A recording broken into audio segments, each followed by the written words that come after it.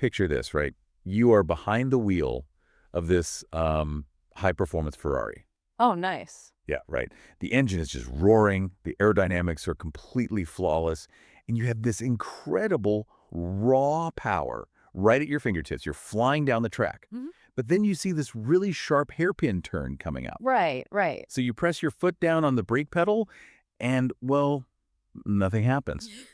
Because this multi-million-dollar supercar is equipped with, like, the brakes of a 10-speed bicycle. I mean, that is just a terrifying scenario when you think about it. You have all that momentum, all that horsepower, but absolutely zero stopping power. Exactly. In that situation, you're either going to spin out, you're going to crash into the barriers, or, just completely blow past your intended destination. You'd feel entirely out of control. And that, right there, is the core metaphor we are exploring today.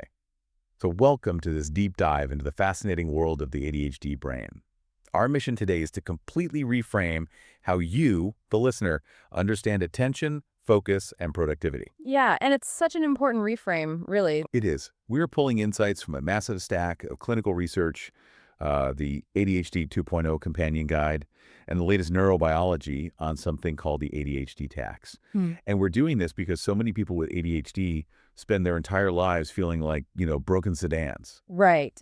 when they're actually just driving Ferraris, but without the instruction manual. Yeah, absolutely. And to figure out that manual, we are going to explore how you can actually upgrade those brakes, how to fuel that high-performance engine properly, and how to build the ultimate pit crew around you.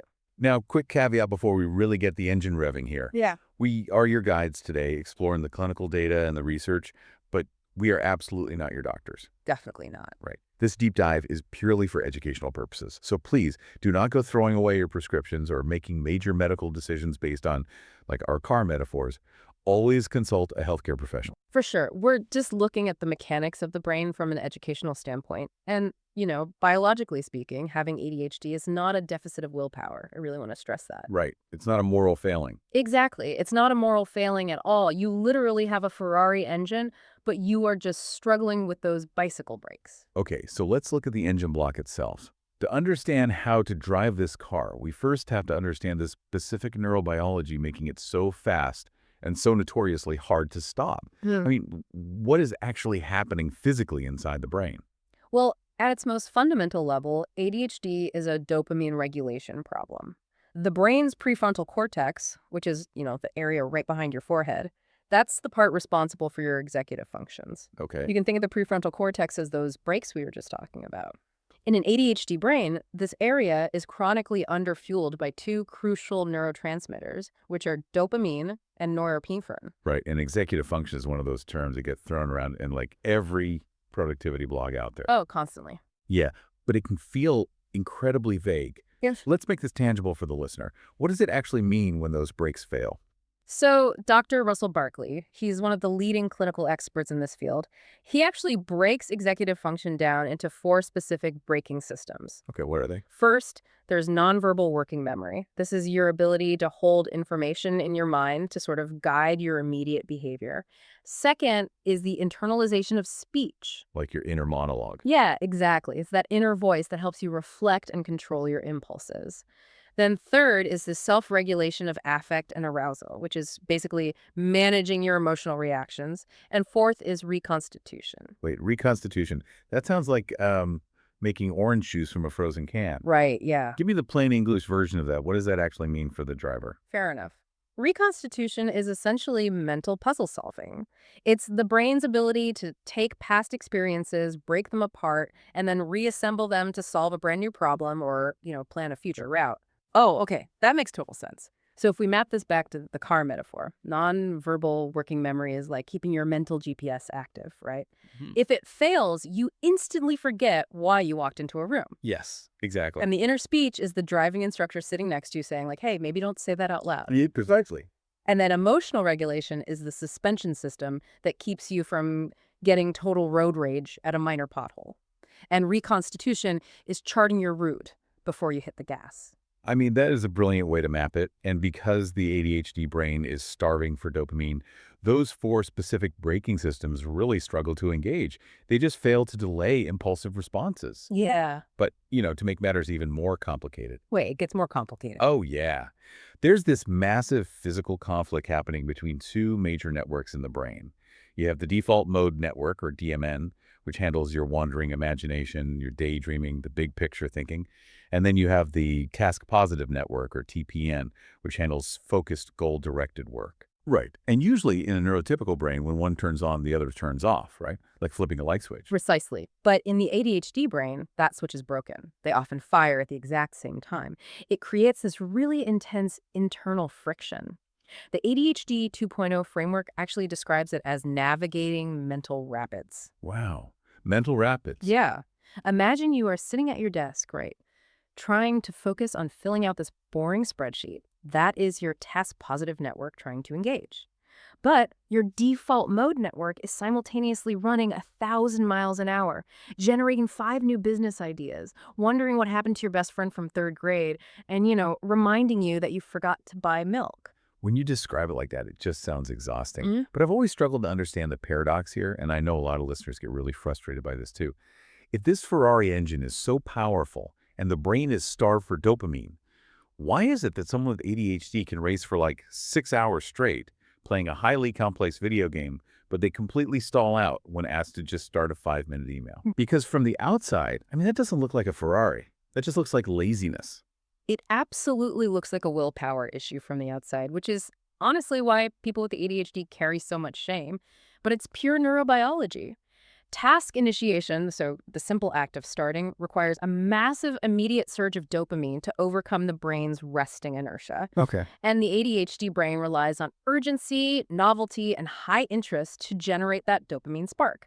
A video game is literally engineered by psychologists to drip feed dopamine into the brain every few seconds with, novel challenges and immediate rewards. The spark plug fires constantly. Right, because there's always a new level or a new item. Exactly.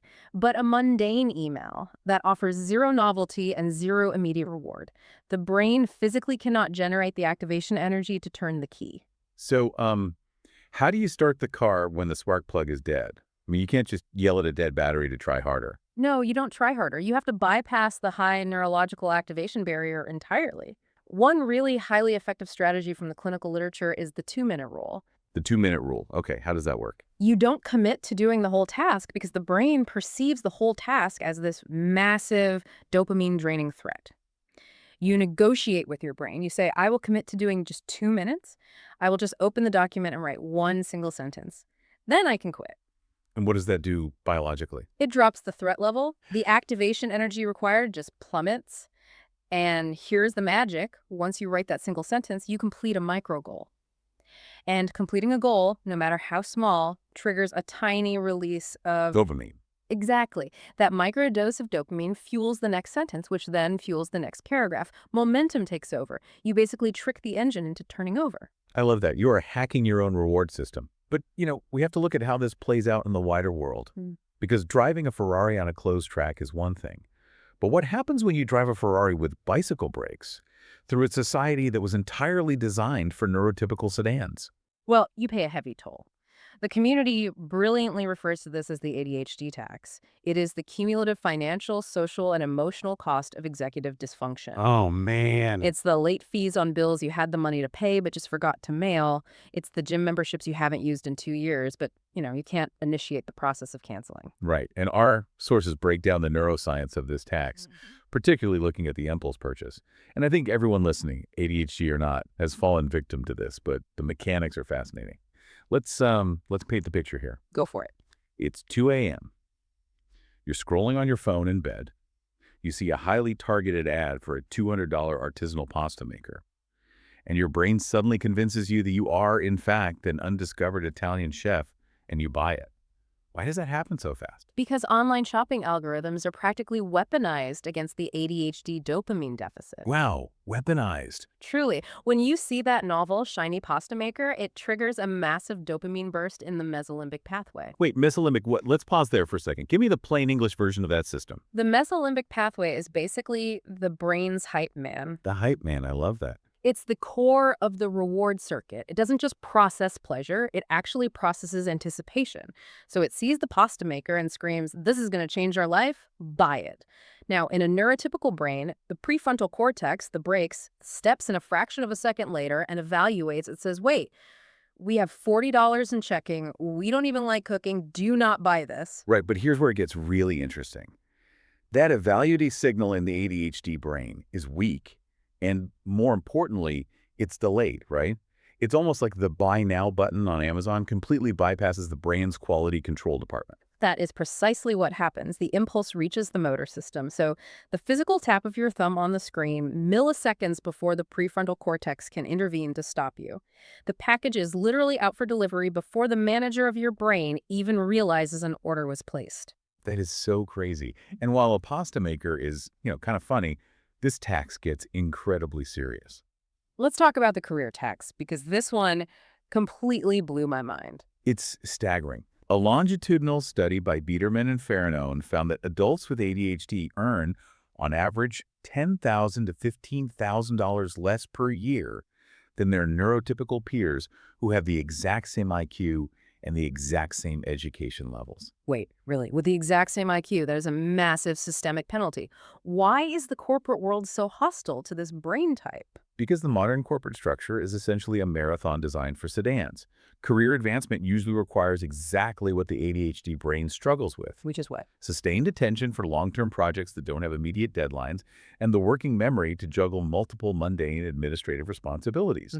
The promotion typically goes to the person who can consistently plan and execute at a steady 50 miles per hour over 6 months. It rarely goes to the person who does absolutely brilliant, hyper-focused, innovative work in a 48-hour panic right before the deadline, but, forgets to submit their expense reports. Yeah, the corporate world grades you on consistency, not necessarily peak output. And then you compound that with the health tax.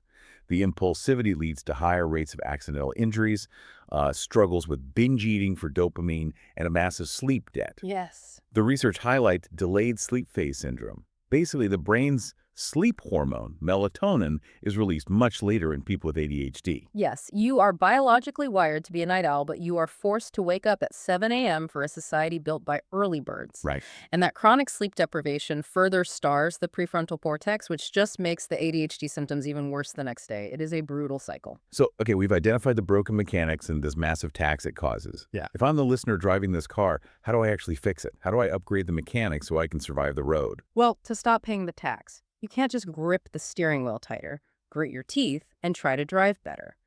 That is a recipe for complete burnout. You have to upgrade the physical mechanics and optimize your fuel. Let's start with the most stigmatized yet effective upgrade, which is medications. Hmm. According to the Category Clinical Guidelines, medications, whether we're talking about stimulants like amphetamines or non-stimulants like atomoxetine, they are not a crutch. But there is such a huge stigma there, right? People think it's like an unfair advantage, or they worry it's going to turn them into a zombie and erase their entire personality. I know, and that stigma is incredibly damaging. Biologically, these medications act as neurological brake fluid. They aren't doing the work for you. They are artificially supplying the dopamine and norepinephrine your brain is failing to produce on its own. Oh, that makes a lot of sense. Right. They lower the activation threshold, which reduces the friction that makes all those behavioral strategies fail in the first place. If your brakes have a leak and there's no fluid in the lines, pressing the pedal harder won't stop the car. Medication is the brake fluid. It allows your prefrontal cortex to finally engage when you tell it to. It's really no more cheating than wearing prescription glasses to read a book. That's a fantastic way to frame it. Okay, so that's the mechanical upgrade. What about the fuel? Well, the brain cannot store glucose. It needs a steady, slow burn of energy. Blood sugar spikes and crashes perfectly mimic and actually severely worsen ADHD symptoms. When you flood the brain with simple sugars, it goes into chaotic overdrive, and then when the sugar plummets an hour later, the brain completely crashes. Well, I'm skipping a protein-rich breakfast, drinking a massive sugary caramel coffee, and relying on vending machine snacks at 2 p.m. I'm essentially putting contaminated, highly combustible, cheap gas into a precision Ferrari engine. Yes. And then I'm wondering why the engine is sputtering and stalling out. Exactly. You are creating physiological chaos that makes it impossible for your executive functions to operate, regardless of how much willpower you have. which actually brings us to the third upgrade, which is tuning the suspension through movement. Okay, movement. Physical activity boosts BDNF, brain-derived neurotrophic factor, which is kind of like miracle grow for the brain, and it spikes dopamine. But it's not just about running endlessly on a treadmill. The clinical literature actually highlights the cerebellum. But the cerebellum, that's the small structure at the very base of the brain, right? Yes, it occupies only 10% of the brain's volume, but incredibly, it contains about 75% of its neurons. It is the brain's gyroscope. Historically, we thought it just managed physical coordination, but recent research shows it deeply influences emotional regulation and cognitive timing. Wow, okay. So how do you tune the gyroscope? Balance exercises, things like using a wobble board while you work at a standing desk, practicing yoga, or even doing martial arts. These activities engage the vestibulocerebellar system. Whoa, vestibulocerebellar system. That is quite a mouthful. What does balancing on a wooden wobble board actually have to do with helping me focus enough to send a difficult email? It all comes down to neuroplasticity. The neural pathways that control your physical balance are intimately connected to the pathways that control your mental balance. When you actively challenge your physical coordination, you are literally strengthening the brain's broader network. By teaching the brain to physically stabilize, you are building the exact same neural infrastructure it needs to mentally stabilize and focus. That is fascinating. Okay, so we've added the neurological brake fluid with medication. We're putting in premium fuel by balancing our blood sugar with protein, and we're tuning the gyroscope with balance exercises. The car is physically ready. But life with ADHD isn't a simple paved track. It's wildly unpredictable. Right. And this brings us to a brilliant expansion of our metaphor by clinical counselor Jeremy Bifford. He argues that the ADHD journey isn't a standard track race at all. It's an open country rally race. There are mudslides, sudden hairpin turns, unpredictable weather, and entirely unmarked roads. And in a professional rally race, you never, ever drive alone. Right, you have a team in the car with you. You have a pit crew and a navigator. The pit crew is your social connection. For ADHD brains, isolation is often the absolute enemy of productivity. This is where the strategy of body doubling comes in. Body doubling. Just Yeah. having someone else physically or virtually in the room while you work. But why is that so effective? Because rationally, if someone is just sitting on my couch reading a book while I do my taxes, they're actually helping me do the math. Why does my brain suddenly care? It connects to the Yerkes-Dodson law in psychology and something called the social facilitation effect. The mere presence of another human being provides a mild level of physiological arousal to your nervous system. Really, just someone being there. Yeah. Your brain subconsciously registers, someone is here, I need to be slightly alert. It gives you a gentle, sustained dopamine bump. It takes an understimulated, bored ADHD brain and bumps it right up into the optimal zone for concentration. Plus, positive social connection increases oxytocin, which drastically lowers cortisol and stress. So what does this all mean for you, the listener? Because society often tells adults that they should be entirely self-sufficient, right? That if you need your partner sitting next to you just to pay your bills, you're somehow immature or weak. Oh. But if we are in a rally race, stopping to change your own tires while trying to steer the car is just a terrible strategy. It is. If we connect this to the bigger picture, knowing when to use your pit crew is a massive strategic advantage. Your prefrontal cortex actually operates more effectively when supported by nurturing relationships. You're using connection to chemically alter your brain state. I love that. Yeah. And what about the navigator? In a rally car, that's the person with the map shouting out the upcoming turns before you can even see them. Right. Your navigator is professional support. So, a therapist, an ADHD coach, a psychiatrist. They help you find what the experts call your right difficult. The right difficult. I really like that phrase. The ADHD brain needs tasks that are perfectly calibrated. If a task is too easy or mundane, the brain is understimulated, the dopamine drops, and it completely disengages.